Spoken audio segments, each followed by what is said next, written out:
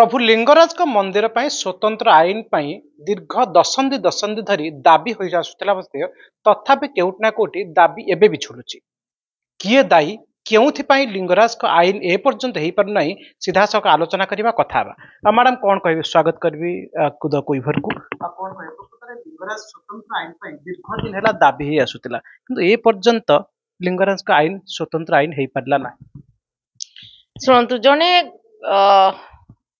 आम जनप्रतिनिधि हिसाब से चिंता करवा जड़े व्यक्ति 25 वर्ष धरी मुख्यमंत्री एवं एकाम्र निर्वाचन मंडली रे से रुहंती। द्वितीय कथा हूँ एठू निर्वाचित होगी जो मंत्री अच्छा सी जड़े सेवायत कुलर भाई तो कौटि ना कौटि इच्छा शक्तिर ही अभाव जहाद्वारा कि आम दीर्घ दशंधि धरिकी 10 दशंधि 2 दशंधि धरी 20 वर्ष धरिकी आम चेष्टा करुचे किंतु सेटा कार्यकारी हो पारना। तार मुख्य कारण को जदि आम खोजा ताहले गोटे गोटे निर्वाचन को जमती गोटे गोटे लॉलीपॉप देखाती बोध हुए मु भावुची राज्य राजधानी आउ विशेष करके एकाम्र क्षेत्र जो आम बासिंदा अच्छु आम मूल बासिंदा कह गले आमको गोटे भुआ बुला जाउची जे अपराजिता षडंगी निजे बंद कर विजु जनता दल मझे अभियोग करता सांसद ही दायी सांसद निजे बंद कर अटक रखिंट आईन प्रणयन हो पारना कौनटा बंद रखिंट आईन टा प्रणयन केमती हुए आज्ञा आपण जदि ऑर्डिनेंस करिबा आईन प्रणयन हुए कैबिनेट रे पास कले ताको पुनी आपण सेंट्रल को पठेबे सेंटर को पठेबे ता ऊपर से जो जो पॉइंट देइचंती से पॉइंट रे किछिटा पॉइंट रहिछि जोटा हमें जानिलु जे से पॉइंट ऊपर से राज्य सरकार को क्वेश्चन करचंती जे ए पॉइंट गुडा को सब हमको क्लियर करंतु जेमती इमूवेबल प्रॉपर्टी हमर अछि धरंतु सेवायत कुलर किछि प्रॉपर्टी अछि जो गुडा को विजय लिंगराज महाप्रभु रेखा थाए कोटी कोटी ओडिशा सरकार लेखा थाए कोटी कोटी बे बंदोबस्त लेखा थाए 3 प्रकार कथा तो जोटी जोटी ओडिशा सरकार लेखा जाइए एवं पूर्व आमे जदि कहती हाल आ शाबक पटा आमे जदि हाल पटा को देखुचे ओडिशा सरकार लेखा जाउची तार जदि आमे मूल पटा को संधान करूचे ताहले सेटा लिंगराज महाप्रभु देखा जाउची तो एई जो वास्तविक चित्र गुडा का आपण जदि ताको चिंता करिवे ताहले एहाकू ना महाप्रभु लिंगराज गोटे टंका सेतरु पाउचंती ट्रस्ट बोर्ड पाउची ना जो माने 50 वर्ष 100 वर्ष धरिक रही बासिंदा रही से तार सुफल पाँच कई टंकाटे पाऊना रेभिन्यू पाऊनी सरकार मंदिर ए उपकृत होनी कि जो सेवकटा रही सी भी उपकृत हो गोटे प्रश्न जे 5 वर्ष धरी अपराजिता षडंगी सांसद थे एपर्यंत कौन कैबिनेट प्रश्न उठेले ना ये विषय आलोचना कले ना हुए तो आलोचना करते किसी सुफल मिलता देखु मुझे दिन मु तो से दल में नथिली तांको प्रति गोटे प्रेरणा पाई मुझे समर्थन देली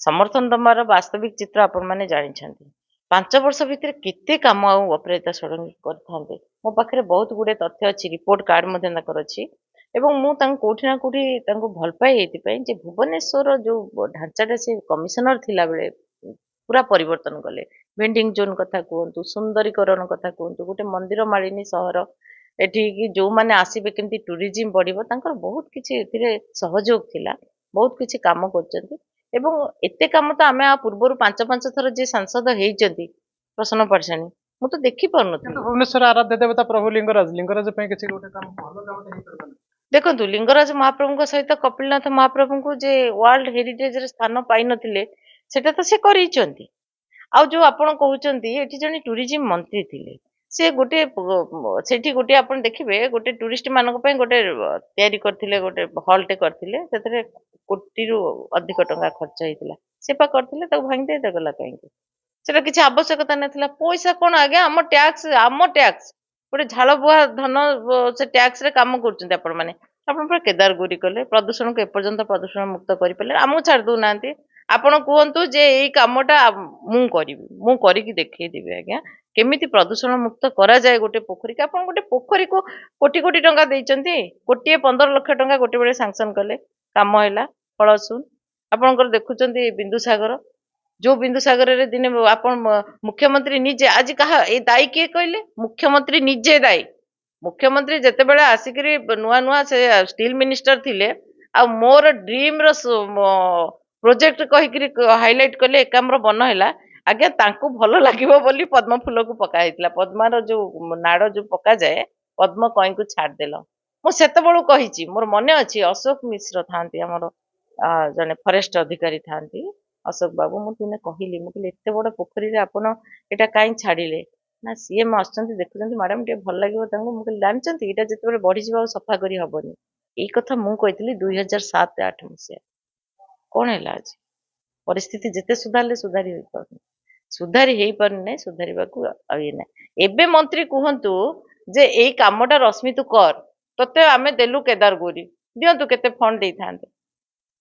ମୁଁ ତ ପ୍ରଥମେ ଟାର୍ଗେଟ କରିବି ଏଇ କାମ ଗୁଡାକ ଉପରେ ମ୍ୟାଡାମଙ୍କ ସାଙ୍ଗରେ, ସେଇଥିପାଇଁ କି ମୁଁ ସହଯୋଗ କରିବା ପାଇଁ କି କଂଗ୍ରେସ ଛାଡିଛି।